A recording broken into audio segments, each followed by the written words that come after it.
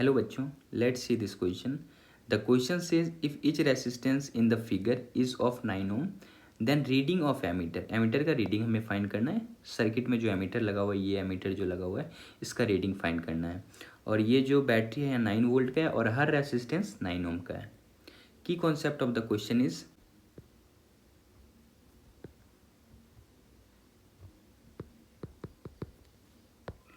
First key concept of the question is combination of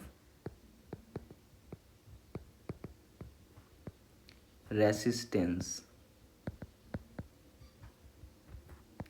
in series and parallel.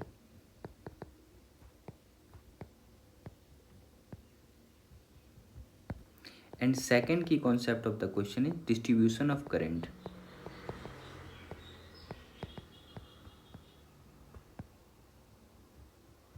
ये आप किसी भी help से आप निकाल सकते हो. Suppose by the help of KVL. By the help of KVL के तरीके से भी निकाल सकते हो, वरना अगर आप कोई दूसरा अप्रोच करते हो तो वैसे भी आप फाइंड कर सकते हो करंट डिस्ट्रीब्यूशन. सर्किट में यहाँ पे आप देखोगे 1 2 3 4 5 रेसिस्टेंस लगाओ और ये आप देखोगे इजिली ये सारा रेसिस्टेंस पैरेलल में है. और वैसे ही ये 1 2 3 4 रेसिस्टेंस लगाए, ये चारों रेसिस्टेंस पैरेलल में है. अगर आप इस सर्किट को सिंप्लीफाई करके बनाना चाहो तो आप इस सर्किट को ऐसा बना सकते हो. ये 9 वोल्ट का बैटरी है.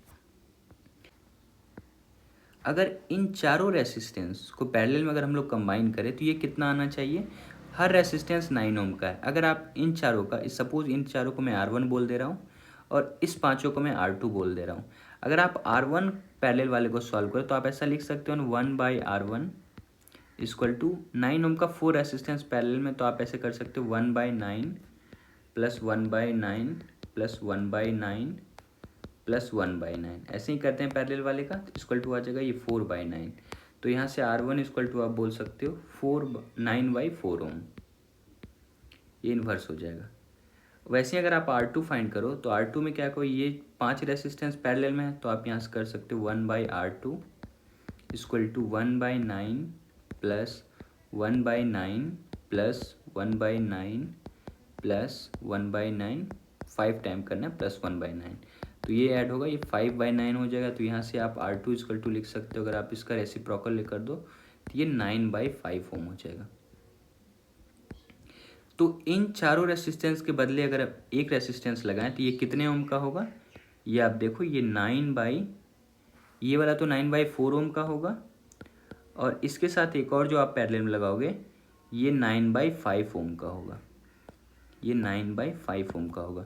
और जो एमीटर लगा हुआ है, ये वाला एमीटर, आप देखो एमीटर यहीं पे लगा हुआ है क्योंकि 5 और 4 रेसिस्टेंस के बीच में एमीटर लगा हुआ है. हमें ये एमीटर का रीडिंग फाइंड करना है. और ये बैटरी कितने वोल्ट का लगा है, 9 वोल्ट का लगा हुआ है. तो अभी तक इस सर्किट को हम लोग यहाँ तक सिंप्लीफाई किए. अब हम लोग क्या करते हैं, KVL लगा के करंट डिस्ट्रीब्यूशन कर देंगे तो हम लोग ये पता चल जाएगा कि यहाँ से जो करंट आ रहा होगा तो वही एमीटर रीडिंग दे रहा होगा. तो इस सर्किट को मैं दूसरे पेज में अगर मैं ड्रॉ कर लूँ तो इस सर्किट को आप ऐसा ड्रॉ कर सकते हो. ये रेसिस्टेंस 9/5 ओम का है और इसके साथ जो एक पैरेलल में लगा हुआ है ये 9/4 ओम का है. और बैटरी जो लगा है ये बैटरी 9 वोल्ट का है. और एमीटर बिल्कुल यहीं पे लगा हुआ है. हमें इसी का रीडिंग फाइंड करना है. एक्चुअल में यहाँ से जो करंट आई अगर मान लेते हो ना, ये आई अगर निकल गया तो वही हमारा आंसर हो जाएगा.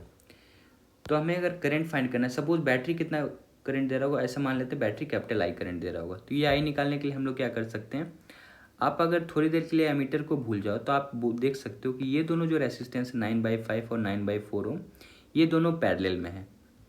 पैरेलल में करके आप आई डायरेक्ट भी निकाल सकते हो. दूसरा ये भी तरीका है कि आप KVL लगा के भी सॉल्व कर सकते हो. अगर हम लोग पैरेलल करके निकालें तो क्या हो सकता है, आप देखो 9/5 ओम और 9/4 ओम को अगर आप पैरेलल निकालो, यानी अगर मैं इन दोनों को R इक्विवेलेंट बोल दूँ, तो अगर आप इस सर्किट का R इक्विवेलेंट निकाल लो तो 1/R इक्विवेलेंट इक्वल टू आप क्या लिख सकते हो, यहाँ पे 9/5 है 9/4. अगर आप इसको उल्टा करो तो आप इसे बोल सकते हो 1/9/5, तो ये 5/9 हो जाएगा और प्लस ये 4/9 हो जाएगा. अगर आप ये ऐड करते हो तो ये 9/9 हो जाएगा. तो ये 9/9 कैंसिल आउट होकर ये 1 हो जाएगा.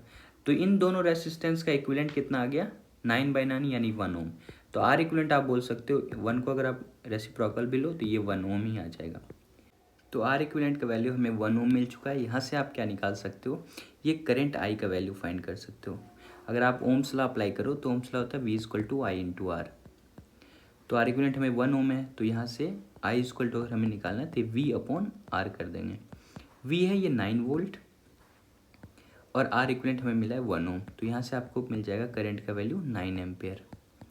तो एक्चुअल में ये जो कैपिटल आई का वैल्यू है ये 9 एम्पेयर है। अब ये 9 एम्पेयर करंट जब यहाँ तक जा रहा होगा ये बढ़ जा रहा होगा, कुछ करंट इधर चला जा रहा होगा, कुछ करंट ऊपर चला जा रहा होगा। तो सपोज ऊपर वाले करंट को आप आई मान लो और इधर वाले करंट को आप 9 माइनस आई मान लो। अब क्या है कि हम लोग क्या कर देते हैं, कुछ पॉइंट को नेमिंग दे देते हैं। इस पॉइंट को आप ए मान लो और इस पॉइंट को आप बी मान लो।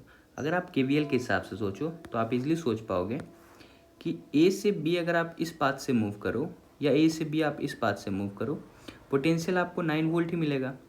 तो हम लोग ए टू बी अगर इस पाथ से मूव करेंगे तो आई इंटू आर 9 वोल्ट आना चाहिए। तो एक्चुअल में वी ए बी कितना आना चाहिए, 9 वोल्ट। तो अगर आप ऊपर से एक बार ए टू बी जाओ तो ये 9 वोल्ट आना चाहिए इज इक्वल टू ये आई इंटू आर, यानी 9/5 ये आई आर का वैल्यू है और आई का वैल्यू आप क्या लिख सकते हो, स्मॉल आई। तो यहाँ से हम 9 से 9 कैंसिल आउट हो जाएगा, तो स्मॉल आई आप देखोगे ये 5 एम्पेयर आ जाएगा। और यही 5 एम्पेयर जो ये एमीटर है ये रीड कर रहा होगा। So reading of ammeter is 5 ampere. So correct option is option number first. Hope you understood it well. Best of luck. Thank you.